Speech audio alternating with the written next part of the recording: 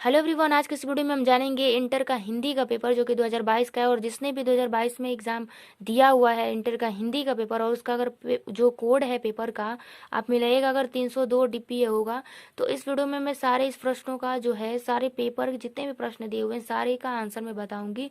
तो आप उस हिसाब से आप मिला के अपना अपना खुद का चेक कर सकते हैं कि आप कितने अंक का एग्ज़ाम में करके आए हुए हैं। और ये वीडियो जो है वो उनके लिए भी है जो अगले साल 2023 में एग्ज़ाम देने वाले हैं, क्योंकि प्रीवियस ईयर का जो पेपर है वो देखने से ये पता चलता है कि किस टाइप के क्वेश्चन पूछे जा रहे हैं एग्ज़ाम में, और कितने समय है, कितने अंक के हैं। तो ये सभी जानकारी प्रीवियस ईयर के क्वेश्चन पेपर देखने के बाद ही पता चलता है। तो चलिए बिना देर को वीडियो को स्टार्ट करते हैं पहले प्रश्न से। तो जैसे कि खंड क है, इसमें पहला प्रश्न जो है कि डिप्टी कलेक्टर के लेखक हैं, तो इसका सही ऑप्शन हो जाएगा दूसरे नंबर अमरकांत। ख नंबर दिया हुआ है कि भारत की एकता के रचनाकार हैं, तो वो है वासुदेव शरण अग्रवाल जी हैं। ग है कि निम्नलिखित में से हजारी प्रसाद द्विवेदी की रचना है, तो वो है कल्पलता।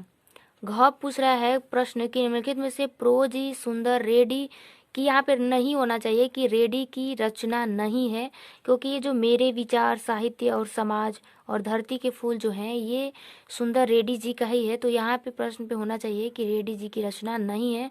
तो जो नहीं है वो है लैंग्वेज प्रॉब्लम इन इंडिया। उसके बाद अंग जो है आरोहण प्रमुख स्वामी जी के साथ मेरा आध्यात्मिक सफर, इस पुस्तक के लेखक हैं, तो इस पुस्तक के लेखक है डॉक्टर APJ अब्दुल कलाम।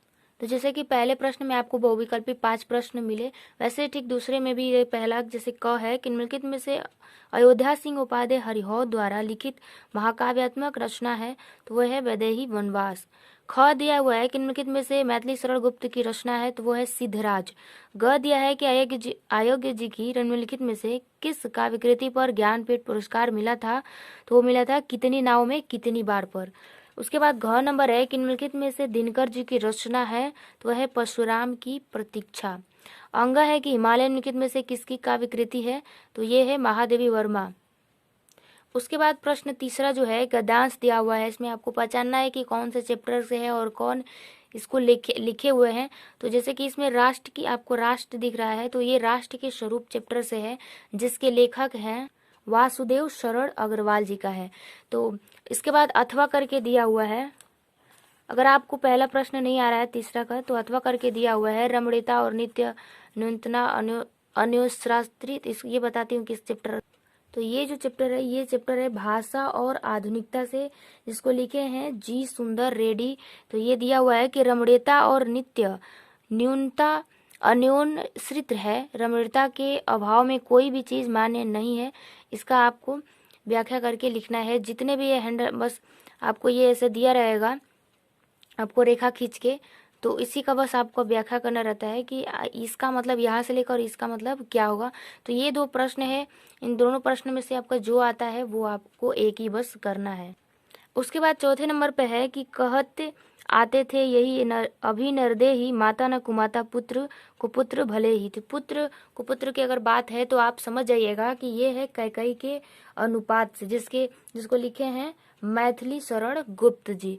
तो इसमें आपको प्रश्न दिया हुआ है 5, जैसे कि कविता का शीर्षक क्या है, कवि का क्या नाम है, फिर ये दिया हुआ है आपको रेखा करके, तो इसका आपको व्याख्या करना है। तो इन्हीं में से 5 प्रश्नों को आपको करना है। या फिर यहाँ पे अथवा करके दिया हुआ यह मनु जो सृष्टि का श्रृंगार, तो ये जो है ये आपका है श्रद्धा मनु से, इसको लिखे हुए हैं जो शंकर प्रसाद जी।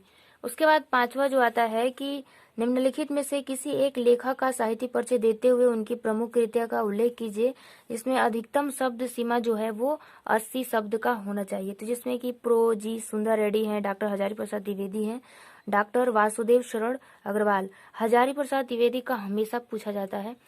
उसके बाद जो है इसमें लिखना है ख वाला में कि कवि का, इसमें है लेखक का, इसमें लिखना है कवि का, जिसमें कि अयोध्या सिंह उपाध्याय हरिहौद है, सुमित्रानंद पंत है, रामधारी सिंह दिनकर है। तो रामधारी सिंह दिनकर का भी हमेशा पूछा जाता है। तो उसके बाद आते हैं हम प्रश्न 6।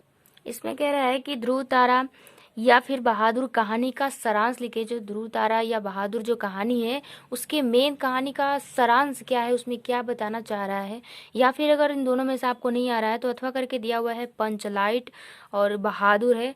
जो कि पंचलाइट जो है हमेशा पूछा जाता है, जिसमें जिस लड़के का नाम होता है वो गोधन होता है, उसको गाँव से बाहर निकाल दिया जाता है। तो उसके बाद जो जो लाइटर जो वो होता है लालटेन होता है, जिसको पेट्रोमॉक्स बोलते हैं, पेट्रोमॉक्स, उसको जला देता है। तो जलाने के बाद सारे गांव वाले बहुत खुश हो जाते हैं और उसके बाद उसको फिर से बुला दिया जाता है और सारे जितने भी उसको व्यवस्था जो होती उसको फिर दिए जाना लगता है। वो जितने भी प्रतिबंधित उस पर लगाए होते हैं वो सब हट जाता है। तो काफ़ी अच्छा ये कहानी है जिसमें गोधन नाम का वो लड़का रहता है। उसके बाद है तो आप उसको पढ़ लीजिएगा। उसके बाद प्रश्न 7वां में जो है कि स्वपठित खंड काव्य के आधार पर किसी एक खंड काव्य के एक प्रश्न का उत्तर दीजिए। तो हम लोगों का जो लिखा जाता है इसमें आपको लिखना है सत्य की जीत, जिसमें कि आपको पूछेगा कि द्रौपदी का चरित्र चित्रण क्या है या फिर जो कथा है उसका सारांश पूछता है, तो आपको हमेशा सत्य की जीत लिखना है। उसके बाद प्रश्न 8वां जो है 8वां के ख में जो कि खंड ख से अब आ रहा है कि दिए हुए संस्कृत गद्यांशों में से किसी एक का संदर्भ सहित हिंदी में अनुवाद करना है। तो ये कौन सा चैप्टर से है, तो ये चैप्टर से जो है तो इसमें आप देख सकते हैं कि मैत्री शब्द इसमें दिया हुआ है, तो इसे आप जान जाएंगे कि ये आत्मज्ञ एवं सर्वज्ञ चैप्टर से है। तो इसका हिंदी में अनुवाद करना है जो कि संदर्भ भी लिखना है। या फिर वो नहीं आ रहा है तो आपको अथवा करके दिया है कि अतीते प्रथम कल्पे जनाना, तो ये जो चैप्टर है वो है जातक कथा से लिया हुआ है। तो इसको भी आपको हिंदी में अनुवाद करना है और इसका संदर्भ भी लिखना है। उसके बाद ख आता है कि किस दिए हुए श्लोक में से किसी एक का संदर्भ में हिंदी में अनुवाद कीजिए, जो कि विद्या विद्या धन मदाया शक्ति परेशा परिपीडनाय। तो इसका ये जो चैप्टर से दिया हुआ है वो दिया है सुभाष रत्नानी। इस चैप्टर से दिया हुआ है कि विद्या विद्यानंद, तो ये चैप्टर है सुभाष रत्नानी, जो कि इसका अर्थ जो है दुष्ट व्यक्ति की विद्या वाद विवाद यानी कि तर्क उत्तर के लिए, संपत्ति घमंड के लिए एवं शक्ति दूसरों को कष्ट पहुंचाने के लिए होती है। इसके विपरीत सज्जन व्यक्ति की विद्या ज्ञान के लिए और संपत्ति दान के लिए एवं शक्ति रक्षा के लिए होती है। तो इसका ये अर्थ हो जाएगा। उसके बाद अगर आपको ये नहीं आ रहा है तो अथवा करके दिया है ये वाला कि जयंती ते महाभागा जन सेवा प्रेरणा।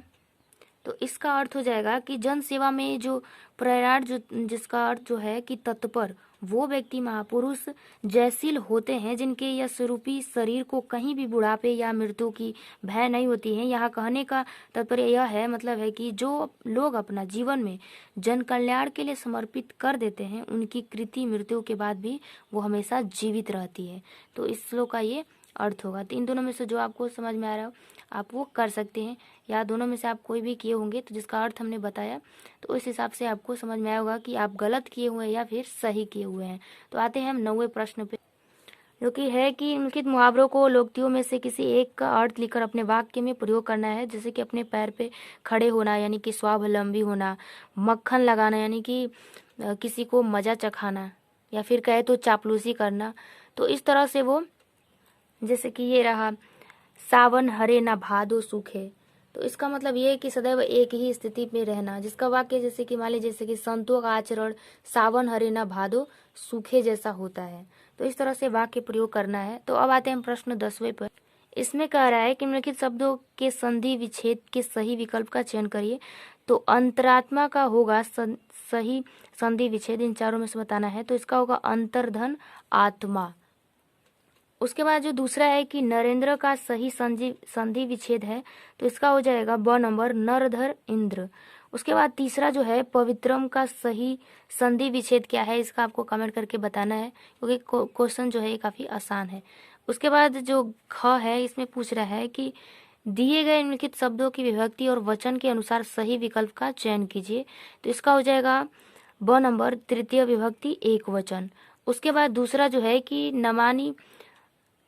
नमानी शब्द के विभक्ति और वचन है, तो इसका हो जाएगा सप्तमी विभक्ति एक वचन। उसके बाद प्रश्न 11 है, 11 का क है कि निम्नलिखित शब्द युग्मों का सही अर्थ चयन करके लिखिए। तो अभय और इस उभय का मतलब क्या होगा, निडर और दोनों ही। उसके बाद दूसरा है कि अंश और अंशु, तो इस अंश का मतलब हो गया कुछ भाग और इस अंशु का मतलब हो गया सूर्य। उसके बाद ख है कि निम्नलिखित शब्दों में से किसी एक शब्द के दो अर्थ लिखिए। तो काल का प्रवाची जो है मृत्यु हो गया, उसके बाद समय, क्रिया का काल, फिर अकाल, यमराज, तो ये काल का प्रवाची हो गया, याद रखिएगा। उसके बाद हम बात करते हैं चपला का। तो चपला का अर्थ होगा जैसे कि चंचल स्वभाव की स्त्री, इसका प्रवाची शब्द, या फिर लक्ष्मी, बिजली, तो ये चचला जो है, चपला का जो है वो प्रवाची शब्द है। उसके बाद है नाग। तो नाग का होता है सांप होता है। उसके बाद पर्वत, हाथी, एक जाति, एक देश, फिर बादल, शीशा, 8 की संख्या, तो ये नाग का प्रवाची है। तो इन सभी को आपको याद रखना है। तो उसके बाद आते हैं हम ग पे कि निम्नलिखित वाक्यांशों के लिए एक शब्द का चयन करके लिखिए जिसकी गणना न की जा सकती, तो उसको हम कहेंगे अगणनीय। उसके बाद दूसरा है कि जंगल की अग्नि, उसको बोलेंगे दवागिन, दवागिन। उसके बाद दिया है कि निम्नलिखित में से दो वाक्यों को शुद्ध करके लिखिए, जैसे कि यह किताब 5 रुपए की है।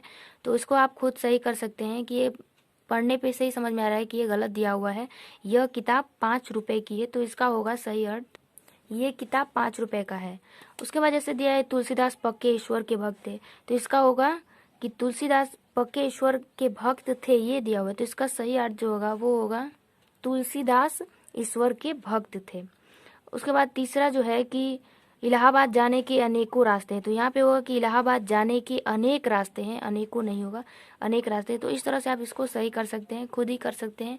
उसके बाद 12 नंबर जो है कि वीर रस या हास्य रस का लक्षण और उदाहरण सहित लिखिए। तो ये आपको बुक में दिया होगा। वीर रस वहाँ पे होता है जहाँ पे उत्साह होता है, वहाँ वीर रस होता है, साहस की बात होती है। और हास्य रस वहाँ होती है जहाँ पे किसी की वेशभूषा आदि को देखकर वहाँ पे हंसी उत्पन्न हो, तो वहाँ पे हास्य रस होता है। वैसे ही अनुप्रास है, फिर उपमा अलंकार है, तो इसका एक एक उदाहरण देके आपको लिखना हुआ है। तो आपकी ये बुक में मिल जाएंगे बहुत आसानी से। फिर दोहा है, चौपाई है।